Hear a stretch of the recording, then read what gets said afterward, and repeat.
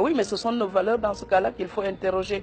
Non, mais franchement, pourquoi vouloir acheter une BMW quand vous n'avez pas le prix d'une charrette? Donc il faut juste que chaque être humain soit honnête avec lui-même. Pourquoi vouloir faire un baptême à 5 millions, un mariage à 20 millions, quand on n'a pas assez d'argent pour ça? Donc le m'as-tu vu ngistal? Donc Kocc Barma déjà condamné le ngistal. Pourquoi continuer avec la protection des apparences comme ça, où les gens sont prêts à sacrifier leur vie pour être bien vus dans la société? Qu'est-ce qui est plus important? Vivre en paix avec soi-même ou être apprécié par des gens qui ignorent votre détresse intime? Vous savez? Mais vous savez, le sutura là, c'est le nid de l'hypocrisie aussi.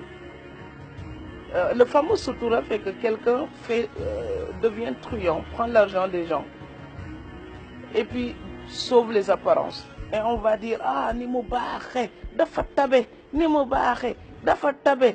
Et puis un jour, il va en prison parce que détournement de fonds. Et les mêmes qui disaient, ni mo baaxe, dafa tabe, ye doomu diw ba de mom dafa dem kaso. Mais lu ko yóbbu kaso mooy la mu leen daan jox. La solidarité africaine, elle est belle, elle est magnifique. Mais quand elle est dévoyée, elle détruit les gens. Et je voulais aussi parler d'ici de la relation des immigrés, parce que vous m'avez dit j'ai écrit là-dessus. Oui, 3 livres là-dessus. Mais vous savez, beaucoup d'immigrés en Europe souffrent. Parce qu'on se demande parfois si la famille les aime vraiment. C'est que du matériel, matériel, matériel. Les gens appellent uniquement pour demander des Western Union. Je voulais lancer un appel à toute l'Afrique. Oui, il faut appeler parfois les immigrés juste pour leur demander comment ils vont. Voilà. Êtes-vous en bonne santé? Comment ça va? Est-ce que le moral, ça va? Juste ces questions-là. Mais à un moment donné, les gens là, ils ont peur quand ils voient 00221.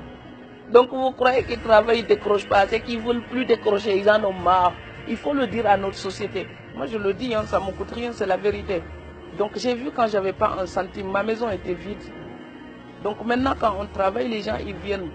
Donc on a besoin des gens quand ça va, mais on a aussi besoin d'eux quand ça ne va pas. Alors que quand vous êtes en Europe, les gens pensent que comme vous habitez un pays riche, vous êtes riche. Mais non. Ce n'est pas parce qu'on est à Sandaga que tout ce qui est à Sandaga vous appartient. Et il faut que nos parents immigrés aussi aient le courage de dire la vérité ici. Donc ce n'est pas la peine de s'endetter pour venir ici en vacances, faire le show et puis rentrer manger des patates pour tout l'hiver, quoi. Non, mais il faut être honnête des deux côtés. Oui, ce sont les mêmes thématiques, ce sont les mêmes questions qui me mobilisent. Mais c'est aussi mon propre pays.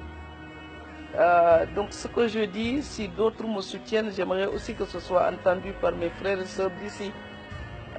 J'aimerais bien que les lycéens, par exemple, au Sénégal, puissent se dire, oh, si elle a étudié jusqu'à ce niveau-là, moi aussi je peux le faire ou je peux faire plus. Parce que l'époque s'améliore.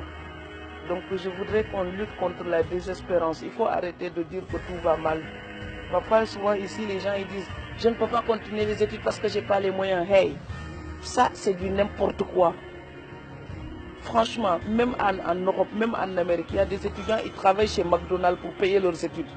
Donc je n'ai pas les moyens, ce n'est pas une raison d'arrêter les études. Et je pense que je suis très bien placé pour le dire. J'ai gagné mon premier salaire, j'avais 12 ans et demi, c'était à Banjul, Mbindan. Voilà, et je l'ai fait à Dakar, je l'ai fait ici, je l'ai fait à Strasbourg. Il faut que les gens déplacent la fierté. La fierté, ce n'est pas avoir les mains propres et réclamer de quoi vivre aux autres. La fierté, c'est transpirer pour faire fleurir sa propre vie. Et au Sénégal, on a parfois des fiertés mal placées. Donc, je suis désolée de dire ça, ils vont peut-être m'insulter, mais je suis sénégalaise aussi et je peux le dire. Le travail rend les gens plus propres et plus dignes.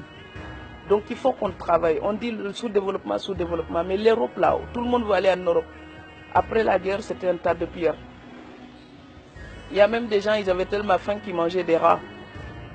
Et aujourd'hui, quand on les regarde, ces pays-là, on a envie d'y aller. C'est parce qu'il y a des gens qui ont eu la fierté de dire, je vais changer mon quartier, je vais changer mon village, je vais changer ma région, je vais changer mon pays. Le respect de l'heure, le respect de la qualité du travail, pas du bricolage, du sérieux. Et les bonnes personnes à la bonne place. L'Afrique a besoin de ça. Et c'est pareil dans tous les pays africains. Il faut une révolution des mentalités. La bonne personne à la bonne place et le travail sera fait. Et s'il n'est pas fait, on le dégage, on met quelqu'un d'autre sans état d'âme. Mais ici, quand on veut dégager quelqu'un, vous avez toute une tribu entière pour dire non. Donc, à un moment donné, sa place. C'est comme ça que le monde se développe. Et tant que l'Afrique ne fera pas la même chose, elle restera stagnante.